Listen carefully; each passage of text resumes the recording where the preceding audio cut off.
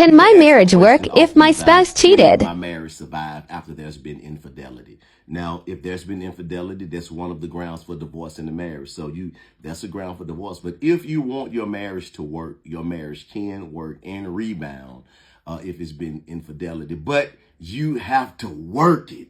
You have to work. It's not going to be easy. You have to work it. I'm going to give you 5 quick things that's going to be very important if you've experienced infidelity in your marriage. Number 1, if you've experienced infidelity, you have to talk about it. Talk about it with your spouse. Talk about it all. Where did it happen? When did it happen? Why did it happen? Was it because you wasn't attracted to me? Was it because of something that I wasn't doing? Was it because I ignored you? And talk about it all. And those conversations are going to be tough. Some people are from the school of like, I don't want to talk about it all. There's too many details. Now, you don't have to talk about every little detail, but you got to know who you are. And you got to know that I have to talk about certain things because I don't want to just be riding one day and see the hotel or riding one day and wondering, did they do it over here? Did they do it? How was it? Was it this? So talk about these things. Even if it means you getting a counselor, it's important that you talk about it all. So you don't just out of the blue throw it up in their face and you never let it go because you didn't talk about it. The second thing is you have to resolve that you want it. Resolve that I want my marriage. I know this took place, but I want my marriage and I'm willing to do everything in my power to make this marriage work. I want it. The third thing, you have to forgive. You got to forgive. You got to forgive. I got to let it go. I know it happened. It hurt me. I got tears in my face, but I have decided to let it go.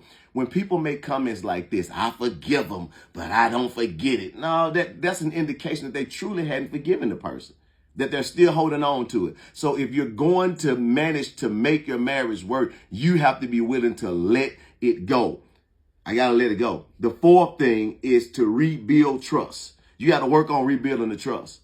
Rebuilding the trust. I got to work on. If they're not doing what they used to do, if they're not who they used to be, if they're coming home on time, if they're allowing me access to things that they didn't allow me access to, then I have to be willing to rebuild the trust. I have to be willing to let some things go. I have to be willing to not throw things up in their face. And when I get upset, even though you're going to be tempted to do it, you don't want to do that because that's being counterproductive. And it's difficult to rebuild trust when you're throwing things up in your spouse's face. And the fifth thing is you got to keep working. You got to keep working. You got to keep working. You have to keep on working. It is not going to be easy. You have to keep on working. Marriage is difficult as it is, but when infidelity has been a part of it, you have to be intentional about working it to have a thriving marriage. God bless.